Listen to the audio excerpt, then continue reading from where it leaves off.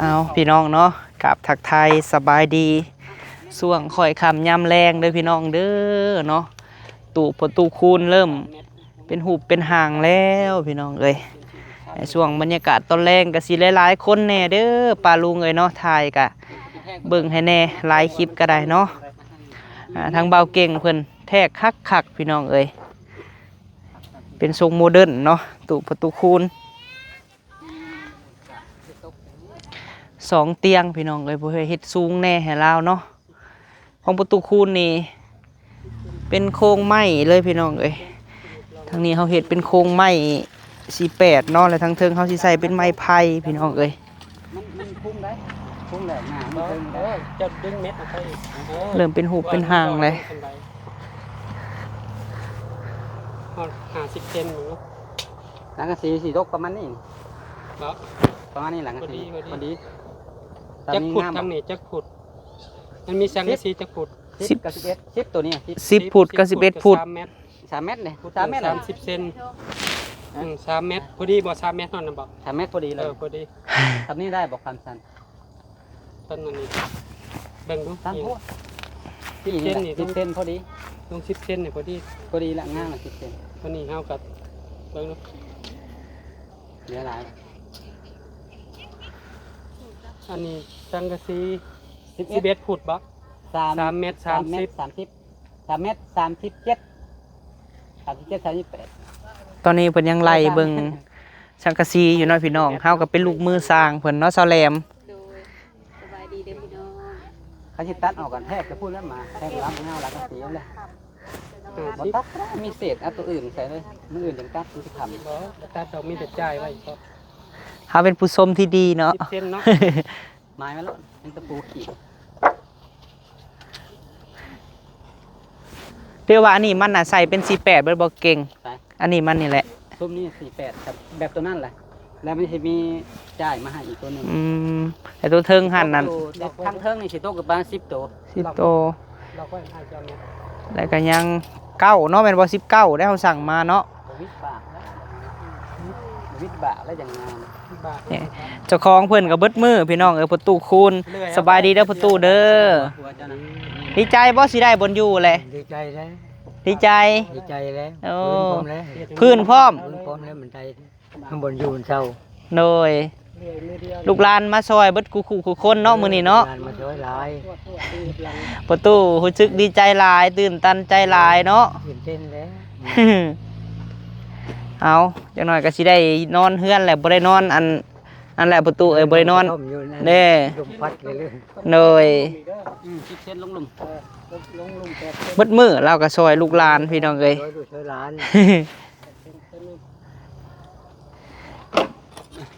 นี่เตียงเลยพี่น้องเอ้ยมาให้เรานอนเนาะ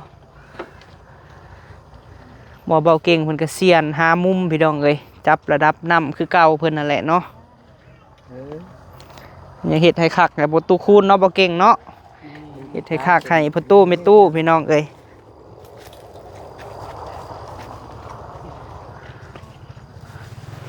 เพราะว่าเสาเพิ่นซื้อแน่พี่น้องเอ้ยเสาประตูคูณเสาเพิ่นซื้อแหละออกมาก็งามพี่น้องเอ้ยว่าแล้วเพิ่นไปตัดเองเสาก็ได้เอาหน้าไม้ขึ้นมาเลยนะเอาไม้ขึ้นมาใส่เลยก็ได้เจ้าให้ทีแล้วก็เอาหน้าไม้ในความที่ได้เสียง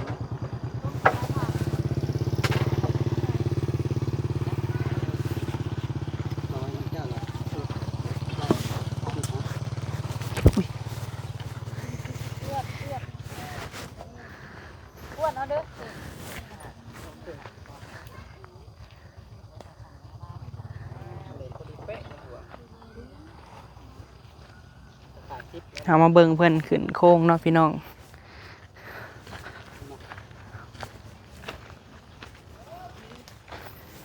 บ่ว่าสิเฮาสิถ่ายให้เบิ่ง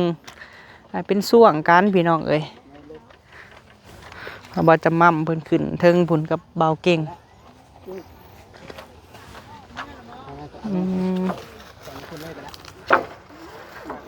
ข้างในเนี่ย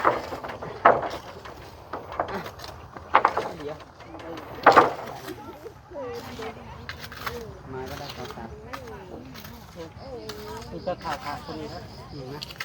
ที่เดือยแต่เป็นห้อยไว้ครับ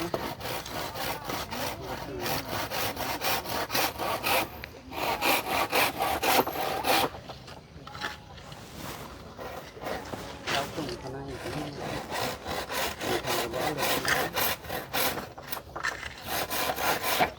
ได้บ่จะมั่มได้บ่เลื่อยก้อนอ่อนได้พี่น้องเอ้ย น้ำหมักเลยตัวนี้เลยวะท่าพระเท่าครับ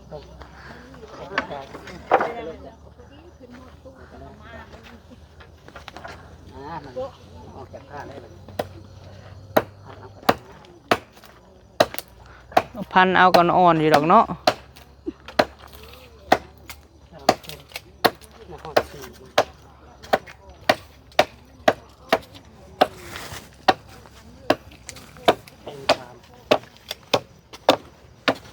ทรงโมเดิร์นในบ้านประตูคูณนี่ คอนซับ จะแพงเนาะ เออ เดือยอีกบ่ เป็นตาแพง มันป่งเขาจะแพง ครับงามนี่เงินประทาคูณ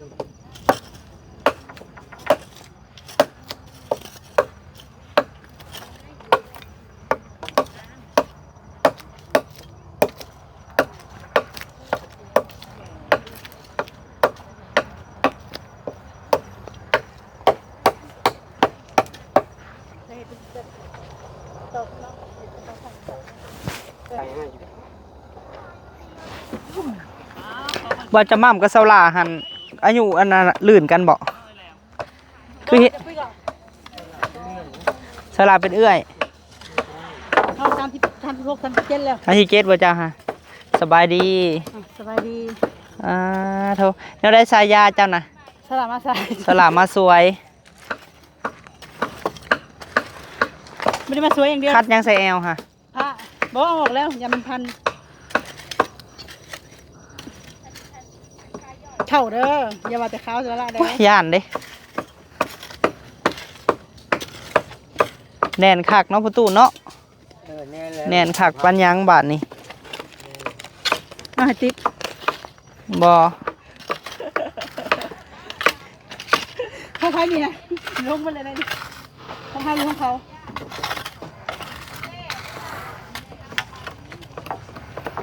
แน่นคักพี่น้องเอ้ยพี่โยกกับจมบริควายเนาะ เด็กเด็ก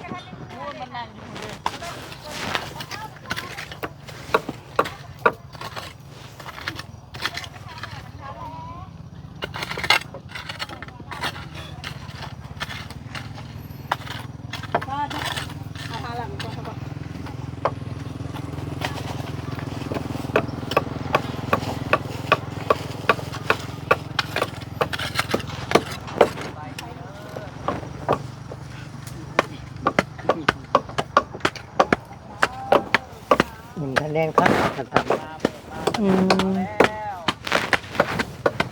เอาน้ำใส่เลยจังทางแห้งแน่นเนาะพ่อเฒ่าเนาะ ไปเลยครับ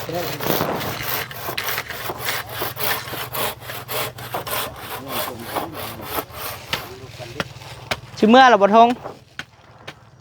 เขายังบ่ได้เมื่อนะเขานี่คือวันผ่านอยู่ อืม วันผ่านแล้วก็เลยจังได้เมื่อสบายดี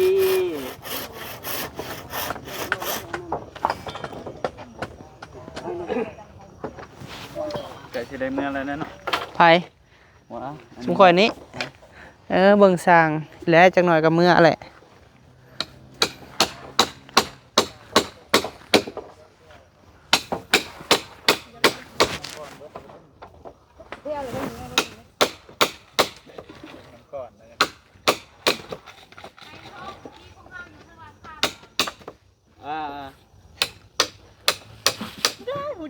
ทั้งเทิงเนี่ยพอดี10 เซนบ่ไอ้มัมไม่ฮะ มันเพิ่งบอก แม่น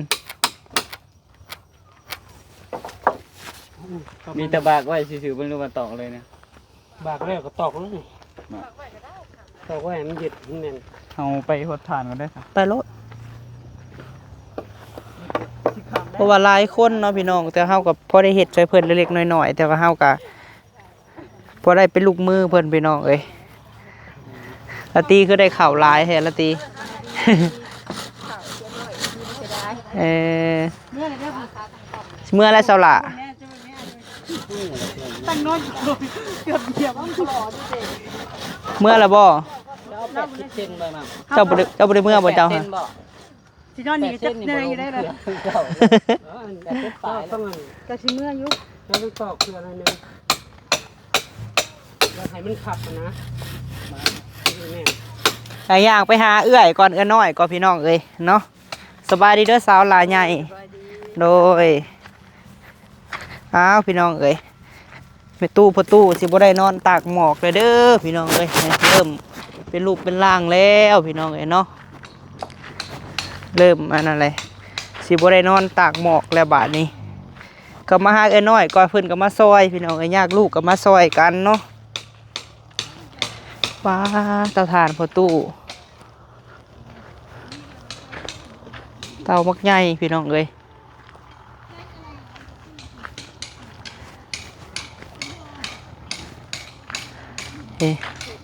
ไผนอนี่เนาะย่างเฮ็ดตะลังนี่สบายดี เฮ็ดแล้วก็ติ๊บกัน ว้าเท่าพื้นเราไม้คักกะลีเนาะสุดนี่มีแต่ไม้มาเข่งพี่น้องเอ้ยพอตู้ก็ได้เตาถ่านกองใหญ่ได้ไม่เท่าพอเท่านี่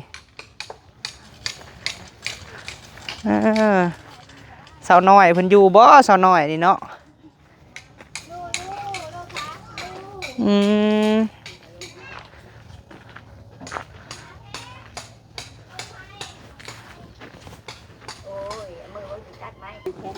โอ้เห็นกินยังเด้เนาะสาวน้อยนี่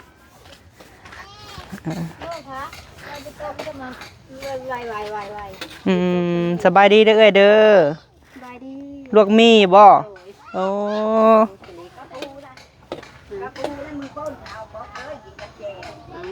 ได้พักไม่ใช่นี่เอ้ย พักดูมันนะเด้ พักลวกมีย่างอยู่บ่มีฮะยังจะเก็ต เฮ้อน้องกุ้งมากินแต่เฮ้อได้แก๊สนึง โอ้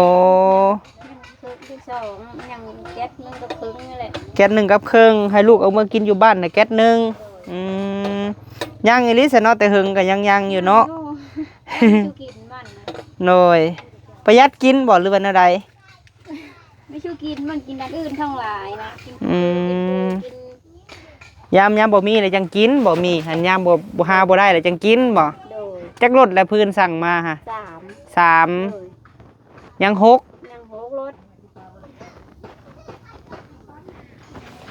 ยัง5ติเนาะ5 6 7 8ยัง5รถเจ้าสั่ง8บ่ โดย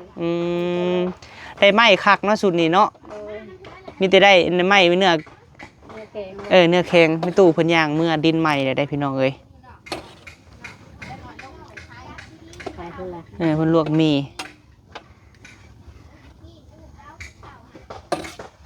วันนี้ให้มีแต่บ้านไว้บ่เอื้อยไม้ฮะ โดย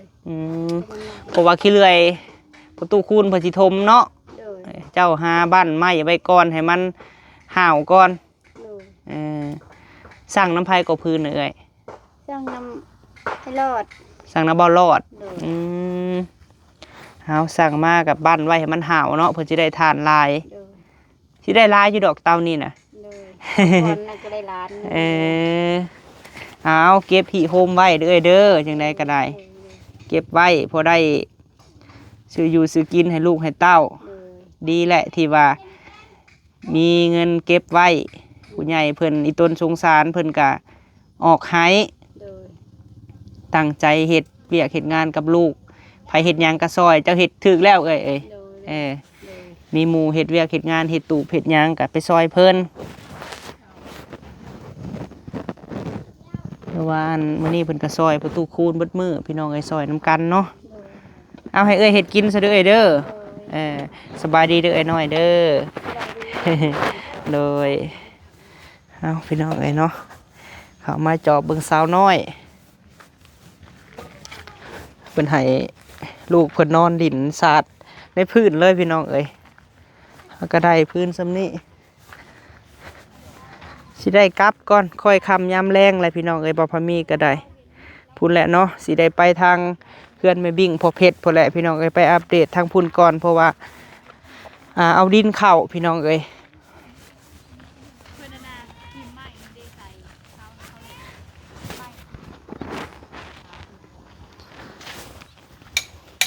อื่นพอแล้วพี่น้องเอ้ยจังสิเข้ามาเบิ่งน้ำน้องๆเพิ่นเพราะว่า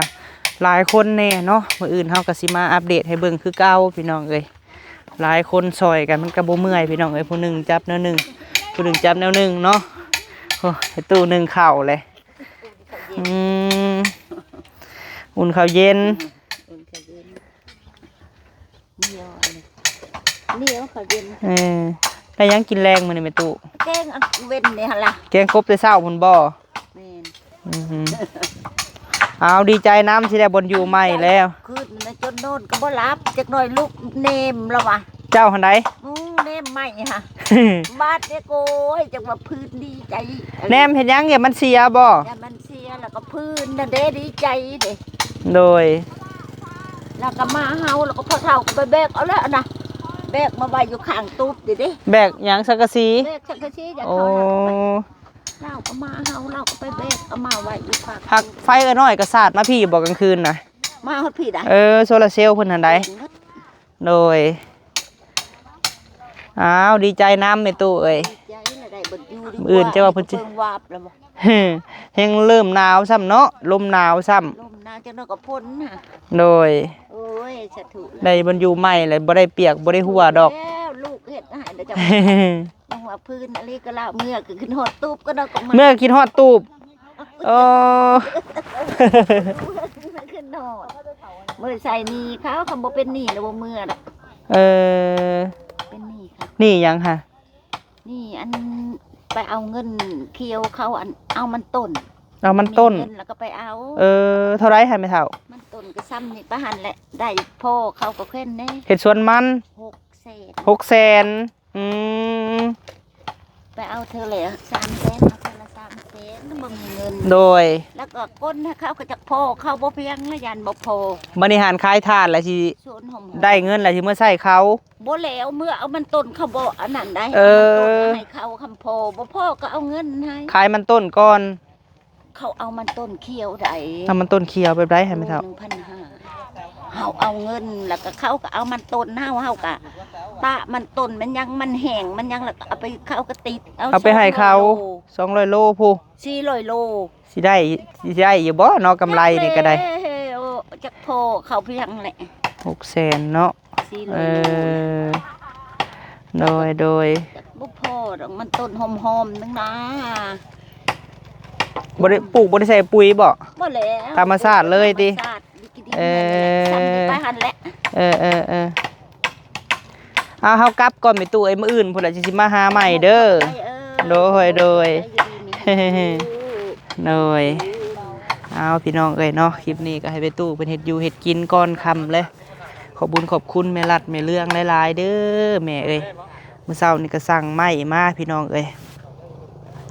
ไม้24ลำเนาะพี่น้องเนาะลำหนึ่ง15,000 กีบเนาะโดยแล้วก็จ้างค่ารถแก่มานำอีกพี่น้องเอ้ยเพราะว่าคันรถไทยแหละเอามาบ่ได้พี่น้องเอ้ยมันยาวคันว่าสิไปตัดอยู่พุ่นมาปัดซ่าพี่น้องเอ้ยเราว่าจ้างรถฮอนไดเพิ่นแก่ส่งมาให้เนาะเอาก็ดีใจนำประตูคูณประตูของลงทงเนาะสิได้มีบนอยู่บนพักอาศัยแล้วพี่น้องเอ้ยขอบคุณแม่รัดแม่เรื่องหลายๆเด้อเนาะให้อยู่ดีมีแฮงพบพ่อแต่สิ่งดีๆเนาะขอให้เป็นโฮมโพโฮมไซให้ลูกให้หลานตลอดปีตลอดไปได้แม่เด้อเนาะเฮ็ดธุรกิจการงานอันใดลูกหลานของแม่ก็ขอให้ร่ำรวยเนาะ